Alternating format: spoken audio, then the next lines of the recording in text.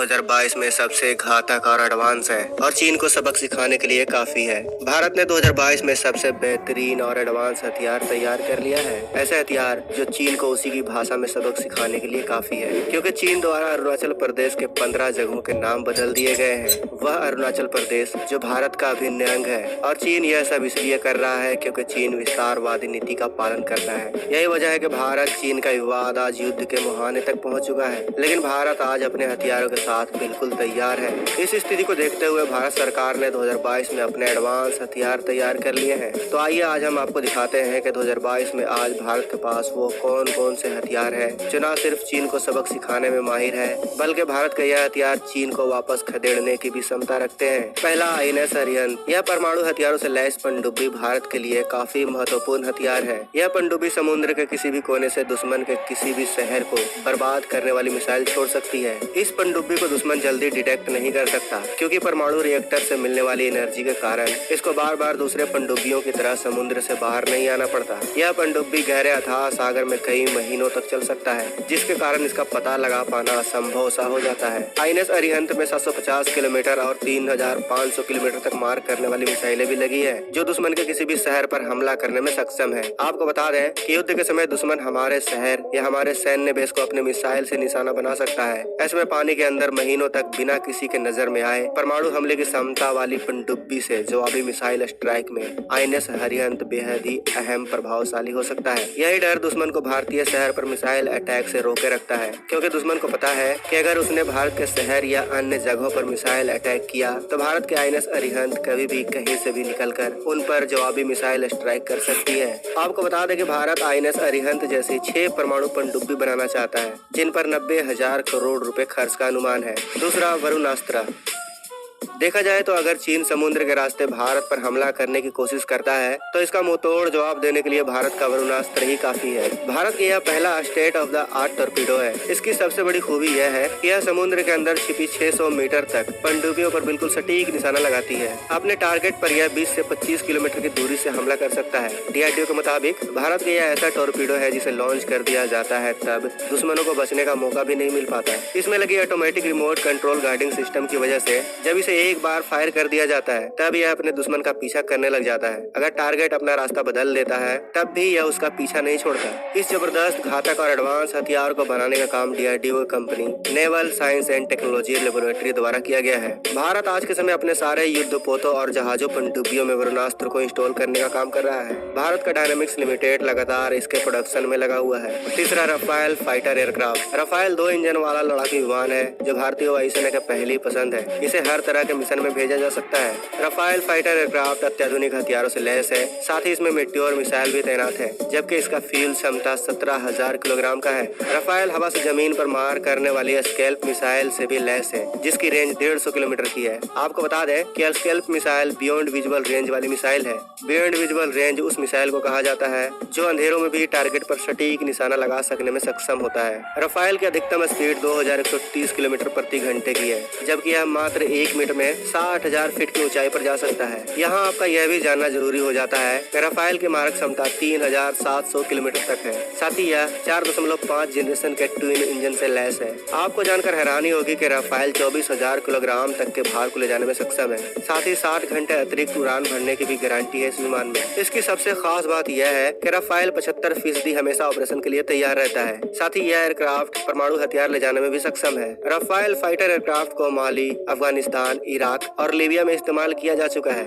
यहाँ इसने दुश्मनों के छक्के छुड़ा दिए थे। आपको बता दें कि रफाल फाइटर जेट में भारतीय वायुसेना के हिसाब से फेरबदल किए गए हैं, यानी भारतीय वायुसेना के हिसाब से यह बिल्कुल सटीक एयरक्राफ्ट है। लेकिन अगर चीन किसी तरह की हवाई गतिविधि करता है, हवाई हमले की कोशिश करता है, तो कई बार हमारा रडार सिस्टम उसे डिटेक्ट नहीं कर पाता। इस समस्या को दूर करने के लिए भारत ने 2 फाल्कन अवाक्स नाम की आसमानी आंखें खरीदी है। इसलिए इस वीडियो में चौथे नंबर पर आता है फाल्कन अवाक्स। आपको बता दें कि भारतीय वायुसेना पहले से ही 3 फाल्कन अवाक्स ऑपरेट करती है, लेकिन बावजूद इसके भारत ने 2 और फाल्कन अवाक्स इजराइल से खरीद लिया है। अवाक्स असल में airborne warning and control system है, जिसे रूस की इल्यूजिन 76 हेवी लिफ्ट एयरक्राफ्ट के ऊपर लगाया जाता है। इस एयरक्राफ्ट की सबसे बड़ी खूबी यह है कि यह दुश्मन के मिसाइल, फाइटर एयरक्राफ्ट और दुश्मन की सेना को बिना सीमा पार के डिटेक्ट कर लेता है। आपको बता दें दोस्तों कि यह एयरक्राफ्ट सिर्फ सर्विलांस का काम नहीं करता, बल्कि मौका पड़ने करने पर यह हमले का जवाब भी दे सकता है। इसकी क्षमता का अंदाजा आप इस बात से लगा लो कि बालाकोट एयर स्ट्राइक के समय मिराज लड़ाकू जहाज की सुरक्षा इसी कंट्रोल सिस्टम द्वारा की गई थी। इसी तरह हाल ही में पाकिस्तान द्वारा हवाई घुसपैठ की कोशिश की गई थी। उस वक्त फाल्कन अवाक्स ने उसे तुरंत डिटेक्ट कर लिया था। लेकिन बावजूद इसके अगर चीन समुद्र से भारत पर हमले की कोशिश करता है तो आपको बिल्कुल भी घबराने की जरूरत नहीं है दोस्तों, क्योंकि भारत के पास है INS विक्रमादित्य, जो दुश्मन को 1000 किलोमीटर दूर से ही जवाब देने में सक्षम है। पांचवा INS विक्रमादित्य। INS विक्रमादित्य को भारत ने 20 जनवरी 2004 को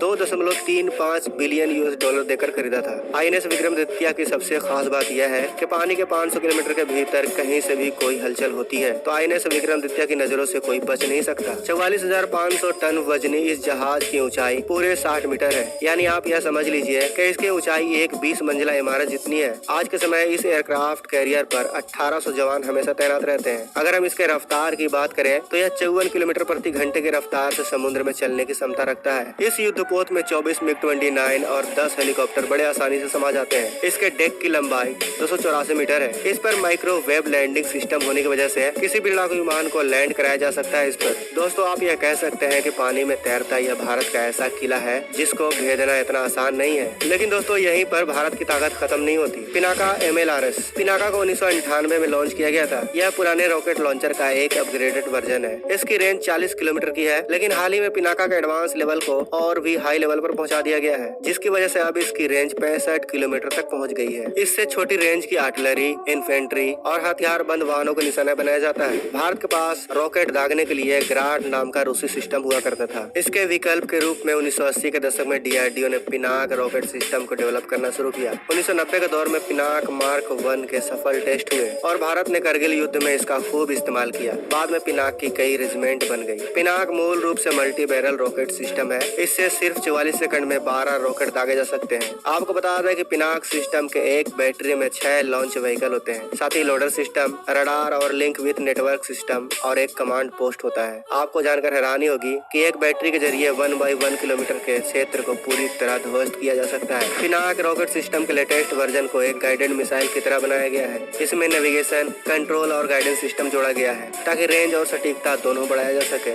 मिसाइल का नेविगेशन सिस्टम सीधे Indian regional navigation satellite system से जोड़ा गया है। ताजा अपग्रेड के बाद पिनाक नेटवर्क केंद्रित युद्ध में अहम भूमिका निभा सकता है। तो दोस्तों, ये थे भारत के कुछ ऐसे हथियार जिसका अगर इस्तेमाल किया गया तो यकीन मानिए चीन के सारे मंसूबे धरे के धरे रह जाएंगे। भले ही चीन आज अपनी उटपटांग हरकतों से बाज नहीं आ रहा, लेकिन युद्ध जैसी स्थिति अगर उत्पन्न होती है तो भारत किसी भी देश से आज कम नहीं है। तो दोस्तों, जितना हो सके भारत के इस गौरव को फेसबुक पर, व्हाट्सएप पर शेयर करें और बता दें दुनिया को कि आज भारत किसी भी देश से कम नहीं है। साथ ही वीडियो को लाइक और कमेंट बॉक्स में जय हिंद जरूर लिखें ताकि दुनिया को पता चल सके कि हम भारत से कितना प्यार करते हैं। मिलते हैं ऐसे ही कल एक और वीडियो के साथ। अगर आपने अभी तक इस चैनल को सब्सक्राइब नहीं किया है तो इस चैनल को सब्सक्राइब जरूर कर लें और साथ ही बगल में बेल आइकन के बटन पर ऑल पर क्लिक कर लें ताकि हमारी भविष्य की आने वाली वीडियोस को आप मिस ना कर सकें। जय हिंद।